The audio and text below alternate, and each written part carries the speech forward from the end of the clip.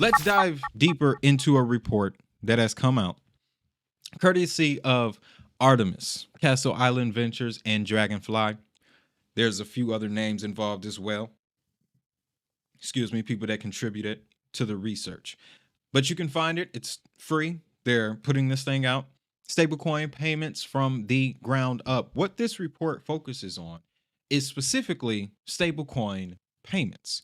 The networks and the geographic locations where the most stablecoin payments are taking place. Not just stablecoins being used for trading or people holding them, but people in places where stablecoins are used like fiat. That's what makes this data so interesting because I've never seen it anywhere before. Visa and other analytics sites they kind of gather all of the data, the trading, the payments, the holdings, everything. So that unfortunately distorts the information. What Artemis put together is a lot more accurate in telling us what exactly these stable coins are being used for. So this is where things get really, really surprising. So they sampled about 32 firms here. And out of the 32 firms that they sampled, stablecoin payments by token, USDT, dominated the landscape. Okay? And this is across the board. When they get into the geographic breakdowns by country or regions, they break it down by regions because there's a section in there for the Americas that includes Canada, Mexico, South America, like that, right? Even still, Tether. Okay? But you can see here, over the last 2 years, that's another important thing. Over the last 2 years, these have been the numbers. Now, I personally believe this current bull cycle that we're in started in 2023. Started in September of 2023, to be precise. Another reason I find this interesting, guys. But you can see here, stablecoin payments by token. Tether has a significant advantage. Okay.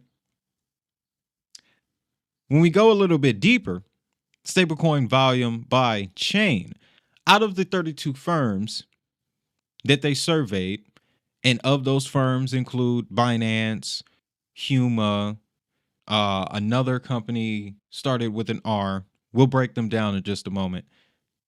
But of those companies that they surveyed, TRON, Ethereum, Polygon, Binance, and Solana are the most used for stablecoin payments. Again, peer-to-peer, business to consumer, business to business. You'll see that in the report as well. Those are the types of payments that they're referring to. So when it comes to those particular arrangements, B2B, B2C, peer-to-peer, these are the 5 networks that are moving all of the money around. And you can see how deep the red is. That red is TRON. It's TRON. It really has me rethinking TRON, man. It really does. Because a lot of people gave TRON a lot of heat, mainly because of Justin Sun's involvement. But you have to understand, in the last 2 years, since 2023, if I'm not mistaken, Justin Sun has not been in charge of TRON. TRON is an independent, completely decentralized system running all types of applications, from payments, as we can see here, to gaming, down to gaming. TRON was actually the first place where I learned DeFi. Okay, I was using JustLend. This was back in 2020. You know, it was where I learned that when it comes to staking, you definitely need a lot of upfront. All right. But I was also able to experience airdrops and NFTs, trading, and all of that because DeFi activities on TRON are cheap. I was going to say virtually free, but nothing is free. But they're so cheap and everything moves so quickly. Like, there was an exchange I used a whole lot, and I even covered this asset back in the day. Clever. Clever originally started on TRON. And I'm telling you, man, They moved a lot better when they were on Tron. No knocking their current chain. Every time a network makes that choice, it's always an uphill climb afterwards. But y'all was doing pretty good on Tron. Okay? I'm not going to turn into a Tron maxi here. But what I'm showing you are the numbers, the proof in that pudding. When it comes to stable coins, the two kings right now are Tron and Tether. And when I urge you to download this report, because you're also going to find out that specifically here in the United States, the two most dominant stable coin networks are Tether and Tron. The concentration, as a matter of fact, is 75-25. Tether wins here in the United States. So even with Circle going public, they still got about 60 to 70% ground to cover.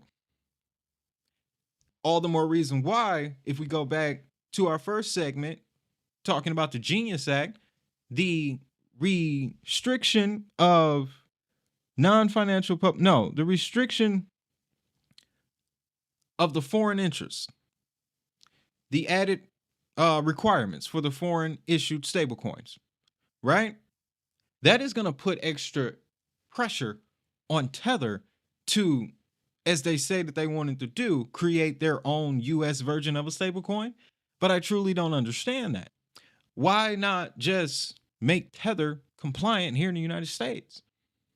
Just admit what it's backed by and everything will be okay. But at the same time, that could also be a double-edged sword because of how deep Tether is in the crypto space. So these numbers are very interesting, man. Artemis shook the market up with this one. And it really has me considering making a move into Tron.